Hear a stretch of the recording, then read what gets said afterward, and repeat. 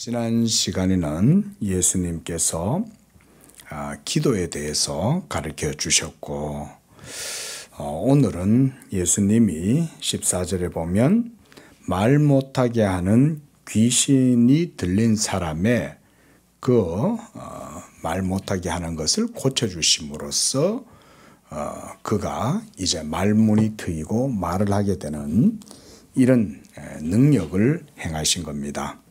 그런데 사람들이 이 놀라운 기적과 역사를 보고서는 여러 가지 반응들이 나왔습니다. 첫째로 15절에 보면 들으는 말하기를 귀신의 왕 바알세불을 힘입어 귀신을 쫓아낸다, 이런 반응이고, 또 하나는 예수를 시험하여 하늘로부터 오는 표적을 구하였다 그랬습니다. 자, 이 두 종류, 우리가 15절과 16절에 나오는 이 두 부류의 사람들은 둘 다 불신앙자들입니다. 하나님을 믿지 않는 사람들입니다. 그런데 이 사람들의 공통된 특징은 또 뭐냐면 다 종교인이에요. 종교인. 그러니까 오늘날로 말하면 교회 다니는 사람. 당시에는 아마 유대인들이겠죠.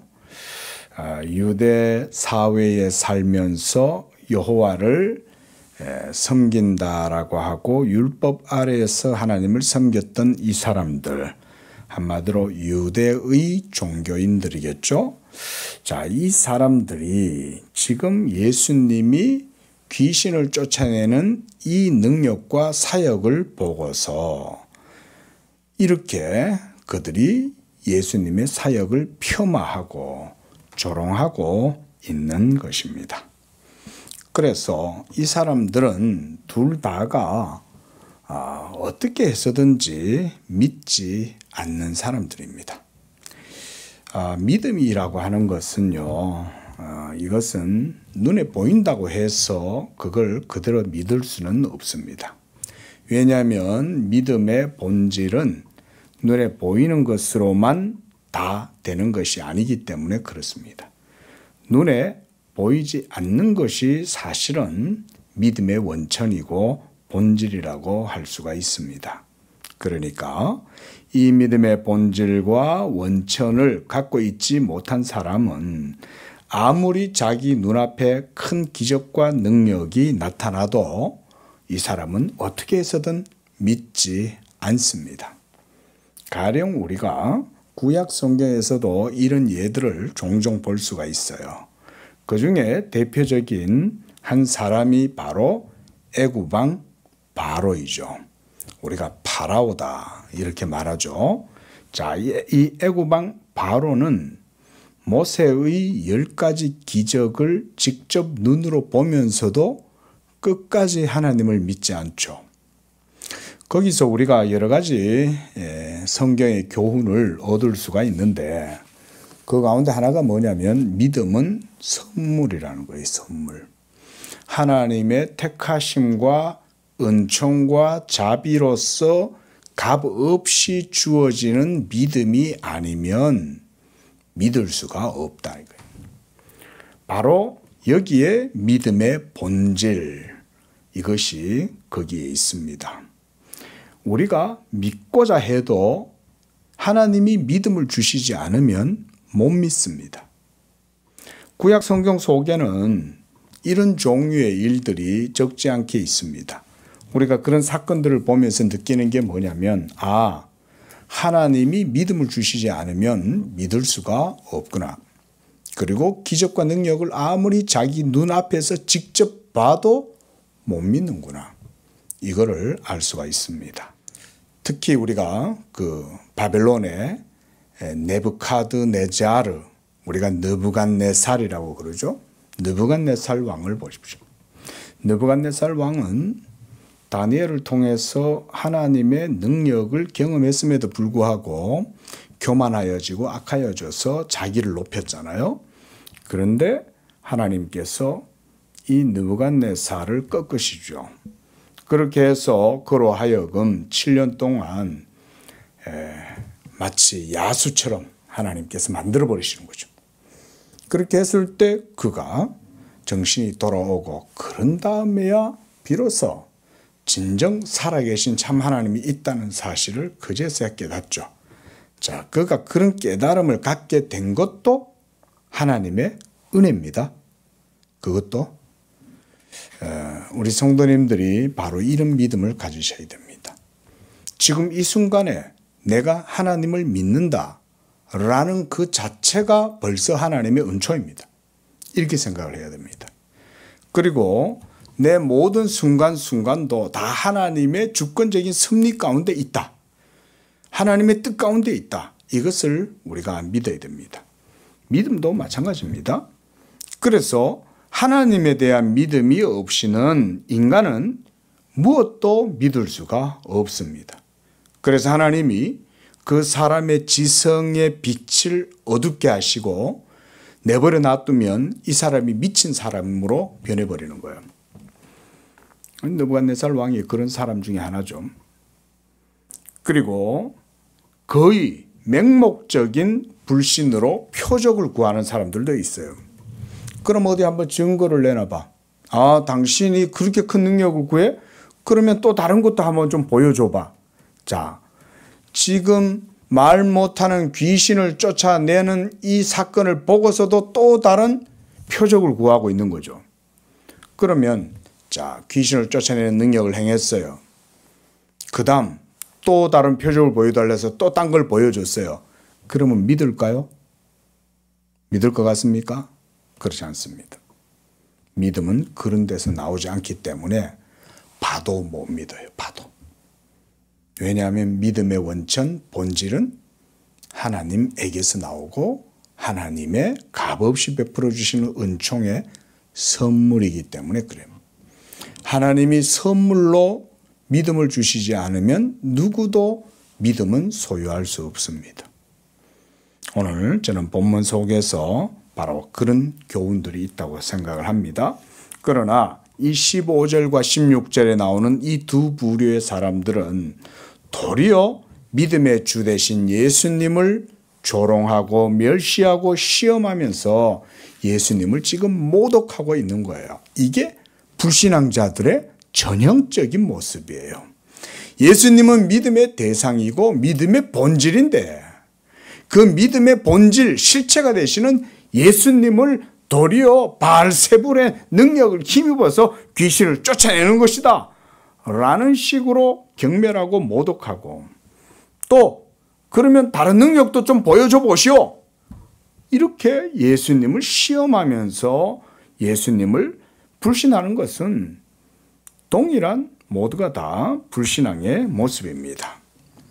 그리고 이들의 또 한 가지 공통점은 뭐냐면 귀신의 능력을 믿는다는 거예요. 바알세불이다 이러면은 귀신의 왕이라는 말인데 그러니까 귀신의 존재는 인정하는 거죠. 귀신의 존재는 인정은 하는데 전능하신 살아계신 하나님은 안 믿는 거죠. 이게 바로 불신자들의 정말 모순된 논리예요. 우리가 제가 어려서도 이제 집안에서도 제사를 지내는 분들이 계셨고 이러다 보니까 제가 그걸 보면서 한 가지 참 아이러니한 게 있었어요. 뭐냐면 저렇게 귀신은 섬기는데 왜 하나님을 안 섬기지 이거예요. 귀신이 있다는 사실은 생각을 해서 귀신은 두려워해요. 조상신이 있다고 생각을 하고 조상이 그 제사 지내는데 와가지고 먹는다라고 생각을 하는 것 같은데 왜 하나님이 계시다는 생각을 하지 않을까? 이게 어린 저에게도 그게 궁금한 거예요. 아니 하나님을 믿으면 될 텐데 왜 하나님은 안 믿고 귀신만 저렇게 섬기려고 그러나? 그리고 귀신이 있다는 사실을 안다면 그럼 하나님이 있다는 것은 왜 안 믿지? 이거 사실은 누구나 질문해 볼 수 있는 거 아닙니까? 당연한 거 아닙니까? 귀신을 믿으면서 왜 하나님을 안 믿냐 이거예요. 바로 이런 것들이 불신자들의 정말 귀신에 사로잡힌 논리라고 할 수가 있습니다. 그래서 예수님께서 이제 17절에 보면 그들의 생각을 아시고 그랬어요. 여기서 예수님이 그들의 생각을 알았다는 말은 뭔 말이냐면 그들이 불신의 상태에서 믿지 않음을 안다 이 말인 거예요. 응? 그들이 논리를 안다, 그들이 이해를 안다는 말이 아니라 그들이 하나님을 믿지 않고 악하게 불신 가운데에서 지금 예수님을 모독하고 있고 조롱하고 있는 것이다. 이것을 예수님이 아셨다 그 말인 거예요. 그래서 이제 예수님이 이렇게 말씀합니다. 17절 하반절에 스스로 분쟁하는 나라마다 황폐하여지고 스스로 분쟁하는 집은 무너진다. 그렇겠죠. 내분이 일어나면 나라가 설 수 있겠습니까? 그렇죠? 그것처럼 18절에 너희 말이 내가 바알세불을 힘입어서 귀신을 쫓아낸다고 하면 사탄이 그 나라가 스스로 분쟁하고 그렇게 되면 그 나라가 어떻게 설 수가 있겠냐. 왜냐하면 귀신이 서로 싸워가지고 귀신을 쫓아내는 거 아닙니까? 그렇죠? 그 얘기를 지금 예수님이 하고 계시는 거예요. 그래서 19절에서 내가 바알세불을 힘입어 귀신을 쫓아내면 너희 아들들은 누구를 힘입어서 쫓아내야 되겠냐. 자, 예수님이 지금 이 귀신 들려 말 못하고 이 마태복음 12장에 보면 이 동일한 사람은 앞을 못 본다 그랬어요. 이 사람은 보지도 못하고 말도 못하는 거예요. 그러니까 참 불쌍한 게 없죠. 근데 귀신이 이 사람을 사로잡고 있는 거예요. 그때 예수님이 이 사람을 고쳐주셨단 말이에요. 근데 만약 바알세불을 힘입어 가지고 정말 예수님이 이 귀신 들린 사람의 귀신을 쫓아내셨다면 그러면 그 자녀들은 누구를 힘입어서 그럼 쫓아내야 되냐 이거예요. 그러면 거기도 귀신이 또 들고 일어서 가지고 또 바알세불하고 또 싸워야 될 거 아니에요. 그렇죠? 두 세력이 귀신의 나라가 두 세력으로 나뉘어져 가지고 서로 막 싸우는 거죠. 근데 더 강한 세력을 가진 바알세불이 일어나 가지고 귀신을 쫓아냈다 쳐봐요. 그러면 귀신 쫓겨나간 그 사람 이외에 다른 사람들은 그럼 어떡하겠어요? 이죠. 바로 이런 문제가 생겨나는 것입니다. 그러므로 그들이 너희의 재판관이 되리라. 이 말은 바로 너희가 한 그 말이 스스로가 너희들 스스로에 대해서 이렇게 평가를 내리지 않느냐 이런 말이라고 하겠습니다. 자, 여러분 이 세상에 공중권세를 잡고 있는 사탄의 세력은 오직 예수 그리스도 복음의 능력으로만 물리칠 수 있습니다. 왜냐하면 이 복음은 바로 하나님의 말씀이기 때문입니다. 그래서 베드로전서 1장 25절에서는 오직 주의 말씀은 세세토록 있도다 하였으니 너희에게 전한 복음이 곧 이 말씀 세세토록 있는 주의 말씀이다. 이게 바로 예수 그리스도의 복음이라는 거예요. 복음. 자, 우리가 이 시간 복음에 더 깊이 있는 내용들을 우리가 전하면 좋겠지만 우리가 간단하게 얘기하면 바로 예수 그리스도 그분의 말씀이 하나님의 말씀이고 예수 그리스도의 그 인격과 사역이 바로 복음의 말씀이에요. 그래서 예수님만이 말씀이 아니라 예수님이 행하신 사역도 복음의 말씀입니다. 그런데 우리는 이제 이 복음을 전하는 거예요. 복음을 전한다 할 땐 예수 그리스도의 인격과 사역을 동시에 정하는 거예요. 어떤 분은 예수의 인격을 하나님의 말씀이다 라고 얘기하지만 그것도 틀린 말은 아니에요. 그러나 그것만 하나님의 말씀이라고 하면 안 돼요. 우리에게 있어서는 하나님의 말씀은 예수 그리스도의 인격도 하나님의 말씀이지만 동시에 예수님이 이 지상 사역에서 행하신 그 모든 일들도 동시에 우리에게는 하나님의 말씀이 됩니다. 그래서 예수님의 행위, 예수님의 사역, works, 이 모든 것들은 다 뭐가 되냐면 우리에게는 진리의 재료들이 되는 거예요. 그의 사역이 우리를 해방하고 그의 사역이 우리에게 죄사함을 주고 그의 사역이 우리에게 효력을 불러일으키는 거예요. 그래서 예수 그리스도의 복음에는 인격만이 하나님 말씀이다, 이렇게 이해를 하면 안 돼요. 동시에 예수님이 행하신 사역도 하나님의 말씀, 복음의 말씀이에요. 그래서 목사들은 복음을 전할 때 반드시 그리스도의 참 인격 안에 신성과 인성이 있음을 증거해야 되지만 동시에 그가 인성으로서 행하신 모든 사역도 같이 전해야 돼요. 그렇게 함으로써 놀랍게도 하나님의 말씀의 사역이 성취가 되고 효력이 일어나고 열매를 맺게 됩니다. 그래서 우리가 성경 공부를 할 때는 예수님의 인격만 신학적으로 이해하면 안 됩니다. 예수님이 하신 사역도 같이 이해를 해야 됩니다. 그래서 그리스도의 삼중직분이라든가 이런 것들도 우리가 가르쳐야 되고, 또 그리스도께서 낮아지신 사역, 우리가 이걸 비하의 사역이라 그러죠. 낮아지신 그리스도의 사역도 얘기해야 되고, 또 십자가를 모두 다 이루신 다음 이제 하늘 보좌로 올라가셔서 승천하시고 그래서 높아지신 그 그리스도의 사역도 우리가 말을 하는 거예요. 그래서 우리는 이런 그리스도의 사역에 대해서 얘기를 안 할 수가 없어요. 예수 그리스도의 복음은 바로 하나님의 말씀이고, 이 하나님의 말씀이 이제는 우리에게 예수 그리스도와 그의 사역으로 주어졌다는 거, 항상 우리가 요점은 명심해야 되겠어요.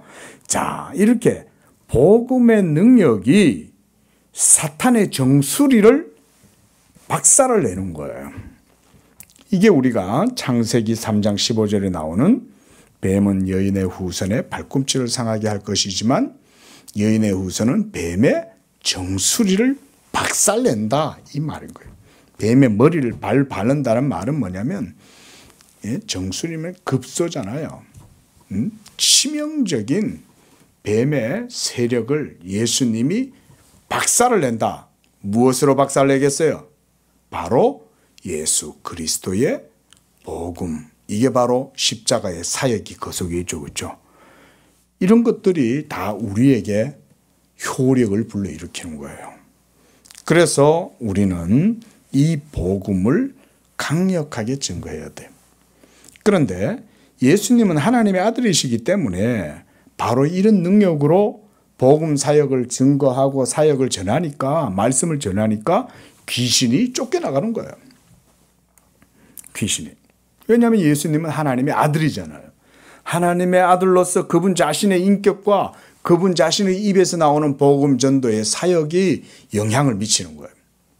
그래서 20절에 보면, 그러나 내가 만일 하나님의 손을 힘입어 귀신을 쫓아낸다면 하나님의 나라가 이미 너희에게 임한 것이다 라고 하면서 이 복음이 예수 그리스도의 인격과 사역을 통하여서 하나님의 나라의 사역으로 이루어진다는 걸 알 수가 있습니다. 하나님의 나라다, Kingdom of God 이르면 보이지 아니하는 영적인 나라죠. 그러나 여러분, 영적인 나라라고 해서 그 실제성이 마치 추상적이거나 관념적이다, 이렇게 생각하면 안 됩니다. 우리가 눈에 안 보이는 것들을 무시할 수 있습니까? 눈에 안 보이는 걸 무시하면 큰일 나죠. 예? 인생을 가볍게 생각하면 눈에 안 보이는 것들을 무시하지만 인생을 조금만 깊이 있게 생각해 보면 우리 인생을 붙들고 있는 건 보이는 것보다 안 보이는 게 훨씬 많아요. 안 보이는 것들이. 그런 것들이 우리의 삶에 미치는 영향이 훨씬 지대합니다. 근데 눈에 안 보인다고 해서 그걸 무시하면 되겠습니까? 그러면 안 되는 거죠. 그래서 하나님의 나라가 눈에 안 보인다고 해서 그게 비실제적이라든가 관념적이라든가 추상적이라든가 또는 무슨 문학적인 은유적인 비유적인 그런 표현이다 이렇게 생각하면 안 됩니다. 보이지 아니하지만 하나님의 나라는 실제하는 나라요. 이 하나님의 나라는 예수 그리스도의 인격뿐만 아니라 예수님의 사역을 통해서 이루어지는데, 자, 이 인격과 사역이 바로 우리가 아까 뭐라 그랬어요? 복음의 두 요소라 그랬어요. 그죠? 예수 그리스도의 복음, 그게 하나님의 말씀인데, 이 하나님의 말씀은 바로 예수 그리스도의 인격뿐만 아니라 그의 사역이 같이 이루어질 때 우리에게 있어서 복음의 사역이에요. 그리고 이 복음의 사역이 이루어지게 될 때 거기에 뭐가 임한다는 거예요? 하나님의 나라가 임한다. 임하는 겁니다. 하나님의 나라가. 그런데요, 자, 이 하나님의 나라는 실제적이라고 그랬어요. 그렇죠? 그럼 이 하나님 나라가 실제성을 갖고 임하면 어떤 일이 일어나냐면, 그 여러분이 살아가는 모든 삶의 영역에 침투해 있고 잠복해 있고 그리고 자리를 차지하고 있는 악한 세력들, 마귀적 세력, 귀신의 세력, 악한 영들의 세력들이 예수 복음을 통해서 떠나가게 됩니다. 깨어지게 됩니다. 그래서 성경의 표현에 의하면 사도 바울은 고린도후서 10장 4절에 이런 하나님 나라 복음의 능력을 이렇게 표현했어요. 우리의 싸우는 병기는 육체에 속한 것이 아니요 오직 하나님 앞에서 견고한 진을 파하는 강력이다. 자, 여기서 견고한 진이다 그랬어요. 이 견고한 진이라고 하는 이 표현은 우리가 크게는 두 종류로 이렇게 이해를 할 수 있는데, 하나는 뭐냐면 하나님의 율법의 진노와 저주 아래에 매여 있는 불쌍한 인생들의 상태, 그것을 견고한 진이다 이렇게도 표현할 수 있어요. 그래서 그 율법의 저주와 진노, 형벌에서 굴레에서 해방될 수 있는 건 복음밖에 없죠. 그렇죠? 또 하나가 뭐냐면 죄인들 위에 공중권세를 잡고 그들을 짓누르고 그들을 억압하면서 그들 위해서 왕노릇하고 있는 사탄의 세력을 의미하기도 합니다. 그래서 예수 그리스도의 복음은 바로 이러한 견고한 진을 깨뜨리는 하나님의 강력이에요. 그게 바로 십자가의 능력입니다. 십자가는 하나님의 율법 공의의 진노와 저주에서 우리를 해방시킬 뿐만 아니라 사탄의 거짓된 지배와 통치, 그 가운데 괴계 가운데 사로잡혀 있는 자들을 또한 해방시키는 거예요. 이거 박살을 내는 거예요. 박살을. 이것이 하나님의 능력이에요. 하나님께서 말씀의 비상한 능력을 통해 가지고 역사하시면 그 탁월함이 나타나서 십자가의 복음이 사탄의 정수리를 박살을 내버리는 거예요. 무엇보다 예수 그리스도께서 말씀하시기를 담대하라 내가 세상을 이겼노라 그랬어요. 어떻게 예수님이 세상을 이깁니까? 십자가로 자기의 몸으로 십자가에서 율법의 모든 증서를 찢으시고 소멸하시고 도말하셨을 때에 그것을 통하여서 이제 예수 그리스도 복음의 진정한 능력이 나타날 수 있는 그런 문을 열어놓으신 거예요. 그래서 하나님의 나라는 예수 그리스도의 복음을 통해서 이 땅 가운데에 막 드러나기 시작하는 거예요. 그리고 그 하나님 나라의 복음과 능력을 소유하고 차지하는 사람은 예수 믿는 사람들이 그것을 차지하는, 그 나라는 그 사람들이 차지하는 거예요. 예수 믿는 사람들. 또한 에베소서 1장 19절에서는 그의 힘의 강력으로 역사하심을 따라, 그의 힘의 강력으로 역사하심을 따라 믿는 우리에게 그랬어요. 그의 힘의 강력, 바로 율법을 이기고 사탄의 정수리를 박살을 내버린 그 십자가의 복음을 얘기하는 거예요. 이 십자가의 복음의 역사하심을 따라서 믿는 우리에게 베푸시는 능력의 지극히 크심이라고 그랬어요. 능력의 지극히 크심. 이 복음의 능력이 얼마나 큰지 그 능력의 지극히 크심이 어떤 것을 너희가 알기를 원하노라 이렇게 사도가 말했어요. 예수 믿는 성도들은 우리가 예수님을 믿을 때 그 믿음에 대해서 그래서 배워야 돼요. 알아야 돼요. 내가 왜 예수를 믿어야 되고 예수를 믿을 때 그것이 진리 가운데에서 어떻게 우리에게 효력이 이루어지고 열매가 맺히고 능력이 나타나는지를 우리가 배워야 돼요.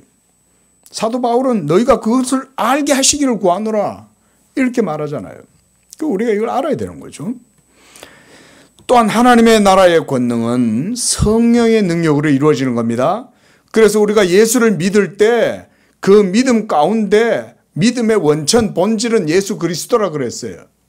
그리고 그 예수 그리스도의 복음의 두 요소로서 먼저 그리스도의 인격, 그 다음 그리스도의 사역, 우리를 위하여 행하시고 이루신 그 사역이 바로 우리의 믿음의 원천인데 이 믿음의 원천의 작용과 효력을 불러일으키는 분이 바로 누굴까요? 성령 하나님이신 거예요. 진리의 성령이 믿는 자 속에서 예수 그리스도의 이 복음 진리를 가지고 이걸 가지고서 역사하시는 거예요. 그리고 예수님은 성령이 우리 안에서 이와 같이 진리의 사역을 하실 수 있도록 자기가 객관적 의를 이루시는 거예요. 예수님이 그래서 십자가에 죽으시고 자기를 하나님께 드리지 않으셨다면 성령은 우리 안에서 이 진리의 역사, 생명의 역사를 이루실 수가 없어요. 그래서 예수님은 먼저 객관적 의를 자기의 십자가의 그 죽으심을 통해서 자기의 몸을 통해서 사역을 통해서 그 일을 행하셔야 했던 거예요. 그러므로 우리가 복음을 두 요소로 안 보면 안 돼요. 어떤 분은 그리스도를 증거해야 된다. 그리스도를 증거해야 된다니까 예수님의 인격만 말하면 된다. 아니에요. 성경은 그렇게 얘기하지 않아요. 예수님의 인격도 당연히 말해야 돼요. 그리스도의 신성과 인성, 참 하나님이심과 참 사람 되심에 대해서 그리고 이 두 성품이 한 인격 안에 연합되어져 있다. 이런 것도 얘기해야 하지만 기독론은 그것만 있지 않아요. 예수님의 사역도 같이 말해야 돼요. 이게 중요해요. 왜 예수님이 행하신 사역이 중요합니까? 그것은 하나님 앞에서 우리의 중보자가 되시고 우리 대신해서 모든 율법의 저주를 자기가 담당하시고 그렇게 해서 십자가로 그 십자가의 사역을 통해서 모든 의를 이루셔야 하기 때문에 그런 거예요. 그리고 지금도 예수님은 우리를 위하여 하늘에서 사역하고 계시죠? 그렇죠? 그래서 예수님은 지상에서의 사역뿐만 아니라 낮아지심의 사역뿐만 아니라 높아지심의 상태, 승귀의 상태에서 행하시는 그의 사역도 그래서 우리는 복음의 진리다라고 이렇게 일을 행한 거예요. 그래서 성령께서는 이제 이 그리스도가 이루시고 행하시는 객관적 진리와 의를 믿는 자 안에 이루시고 성령이 역사하시는 거예요. 그래서 마태복음 12장 28절에서는 이렇게 말했어요. 그러나 내가 하나님의 성령을 힘입어 이렇게 말씀했어요. 오늘 20절 말씀에서는 하나님의 손을 힘입어 이렇게 말했죠. 근데 여기서 손이 마태복음에서는 성령을 힘입어 이렇게로 바뀐 거예요. 다르지 않아요. 하나님의 손이란 말은 하나님의 일하심을 말하거든요. 그 일할 때 하나님이 성령으로 행하시는 것이나 동일한 의미예요. 그렇게 보시면 돼요. 그래서 성령을 통해서 귀신을 예수님이 쫓아내실 때에 하나님의 나라는 이미 이루어졌다. 거기에. 지금 벌써 귀신의 나라가 아니라 하나님의 나라가 임했기 때문에 이 눈멀고 귀머거리 된 이 사람, 말 못하는 이 사람이 이제 귀신이 쫓겨나가는 거죠. 이 성령이 임하시니까 그런 거예요. 자, 그래서 21절에 강한 자가 무장을 하고 자기 집을 지킬 때에는 그 소유가 안전하되 더 강한 자가 와서 그를 굴복시킬 때는 그가 믿던 무장을 다 빼앗고 그의 재물을 나눈다. 더 강한 자 뭘까요? 귀신보다 더 강한 하나님의 나라의 권세, 예수 그리스도가 이 하나님 나라의 권능으로 역사하시는 강한 자다 이 말이죠. 그래서 바로 이 복음의 권세, 바로 이 복음이 하나님의 말씀이고 이 말씀의 권능을 통해서 귀신을 굴복시키고 하나님 나라의 권능이 거기에 임한다. 이게 바로 성령의 역사다. 이렇게 지금 예수님이 말씀하시는 거예요. 자, 그러면서 바로 이제 23절에서는 25절과 16절에 두 종류의 불신자들을 예수님이 이와 같이 이제 책망을 하시는 거예요. 바로 그 사람들은 누굽니까? 나와 함께 하지 아니하는 자. 한마디로 예수님을 믿지 않는 자들이죠. 예수님을 믿지 아니하는 자들은 예수님을 반대하는 자들이고 예수님과 함께 모으지 아니하는 자들은 예수님의 사역을 반대하고 해친다. 흐트러버린다 이 말인 거예요. 함께 모으는 사람이 아니라 흐트러버리는 이런 회방자들이다. 이렇게 말씀을 하는 겁니다. 그리고 24절에 더러운 귀신이 사람에게 나갔을 때 물 없는 곳으로 다니며 쉬기를 구하되 얻지 못하고 이에 이르되 내가 나온 내 집으로 돌아가리라 하고 가서 보니 그 집이 청소되고 수리되었거늘 이에 가서 저보다 더 악한 귀신 7을 데리고 들어가 거하니 그 사람 나중 형편이 전보다 더 심하게 되었느니라. 그러니까 성령의 역사하심을 통해서 하나님의 나라가 임하지 아니하면 귀신이 잠깐 나갔다고 해도 다시 거기 들어갈 수 있는 거예요.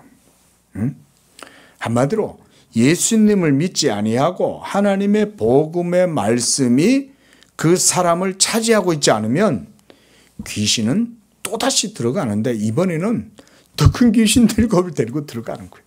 왜냐하면 깨끗하게 됐네. 뭐야. 귀신한테는 깨끗한 집이 기분 나쁜 거야. 예? 귀신 자체가 완전 악마적인 광기 가운데에서 역사하는 거기 때문에 이 사람이 멀쩡하거나 성하면 기분 나쁜 거야. 그 사람을 어떻게 하든지 더럽고 악하게 만들어가지고 멸망시키는 게 이게 귀신이에요. 그러니까 더 악한 귀신들을 더 데리고 와가지고 그 집에 들어간다 이거 영혼. 그 영혼 속에. 그럼 어떻게 되겠어요? 그의 형편이 전보다 훨씬 더 심각하게 되겠죠. 바로 이렇게 예수님을 믿지 아니하는 그들을 향해서 예수님께서 이렇게 하나님 나라에 비유해서 얘기를 하시는 거예요. 하나님 나라의 핵심은 결국은 예수 그리스도입니다. 이 예수 그리스도의 복음이 하나님 나라의 능력이에요. 이 복음의 능력이 증거되어질 때에 성령의 역사를 통해서 이 일들이 이루어지는 겁니다. 그래서 오늘날 우리가 축기한다 이런 거 비성경적입니다. 축기 이런 거 못합니다. 축기한다고 하면 가령 예를 들어서 우리가 사도행전에서 스게와 제사장의 7 아들이 사도 바울이 하는 사역을 이렇게 보고 있다가 막 조롱하는 거죠. 뭐야 저 녀석. 지가 나사렛 이단 복음 전한다고 막 그러는데 근데 막 놀라운 능력이 나타나거든요. 그러니까 있는가 보네? 이러면서는 그냥 저들이 흉내 내는 거죠. 그러면서 뭐라 그래요? 내가 사도 바울이 전하는 예수의 이름을 빙자해서 명하노니 귀신아 나가라 라고 하니까 귀신이 쓱 쳐다보면서 그러는 거죠. 야 너들 누구야? 내가 예수도 알고 바울도 아는데 너희는 누구야? 이렇게 얘기하는 거죠. 예? 여러분 귀신은 하나님의 사람들을 압니다. 예수가 하나님의 전능하신 하나님의 아들인 것도 알고 귀신은 하나님의 종 사도 바울도 알아요. 근데 이 스게와 제사장의 7 아들들도 뭐 바울의 이름으로 바울이 전하는 예수의 이름으로 이러면서 막 귀신한테 명하니까 이 귀신들이 야 이놈들 너 잘됐다 이러면서 막 그들을 올라타고는 그들을 막 해하는 거죠. 자, 이런 것들을 볼 때 하나님의 나라가 눈에 보이지 않지만 예수 그리스도의 복음의 능력 그 자체는 바로 하나님의 말씀이라는 걸 알 수가 있어요. 예수 그리스도의 복음이 하나님의 말씀일 때는 그 복음 가운데에는 예수님의 인격뿐만 아니라 예수님의 사역도 같이 그 가운데 증거되어질 때 이것이 이루어집니다. 그래서 우리 모든 성도들은 하나님 나라가 이루어질 때 다르게 이루어지지 않는다는 점을 알아야 됩니다. 복음을 전하고 복음을 믿으면 그게 바로 하나님의 능력이고 하나님의 나라가 그 가운데 임하는 거예요. 이걸 믿어야 돼요. 막 귀신 쫓아낸다고 막 귀신아 나가라. 무슨 뭐 은십자가 만들고 무슨 뭐 마늘을 가져오고 쑥을 가져오고 그런다고 드라큘라가 쫓겨나고 이런 게 없어요. 그런 식으로 죽게 하는 건 완전히 그런 것들은 정말 하나님의 말씀을 모독하는 거예요. 복음을 모독하는 거예요. 귀신은 그런 식으로 쫓겨나가지 않아요. 예수 그리스도의 복음, 하나님의 말씀이 증거되어지고 특히 이것은 교회 가운데 정당하게 증거되어지는 게 중요합니다. 바른 말씀이 선포되어진 게 굉장히 중요해요.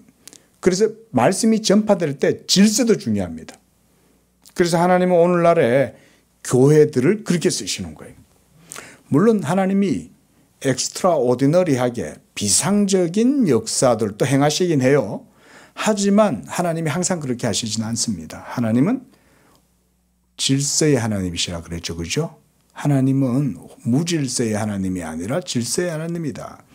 하나님의 나라도 임하면 처음에는 강력하게 어떤 그런 비상한 섭리 가운데 뭔가 이루어지는 것 같아도 그걸로 계속 그런 식으로 나가면 안 돼요.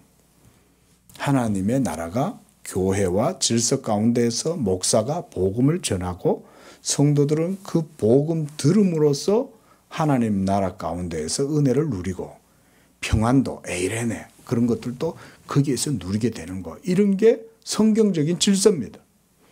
그래서 오늘날 교회들도 막 능력을 추구하면 안 돼요. 하나님의 능력이 안 일어났는데 막 본인이 막 뭔가 능력을 일으킬 것처럼 막 하면 그거는 신성 모독이에요. 그런 식으로 할 필요도 없어요. 그냥 복음을 전하면 돼요. 복음을. 목사가 복음을 전하면 복음 전파를 통해서 하나님과 성도들 사이의 관계가 영적 관계가 설정이 돼요. 그래서 목사는 복음을 전하는 게 중요해요. 말씀드렸듯 복음은 예수 그리스도의 인격과 그의 사역이다. 그리고 성경 전체가 바로 하나님의 그 예수 그리스도와 하나님의 말씀이죠. 성경 전체가. 그걸 전하는 거예요. 그거를. 그렇게 전할 때 이제 온전하게 건덕을 세우면서 교회를 세우는 거예요. 이런 이해가 좀 있었으면 좋겠어요.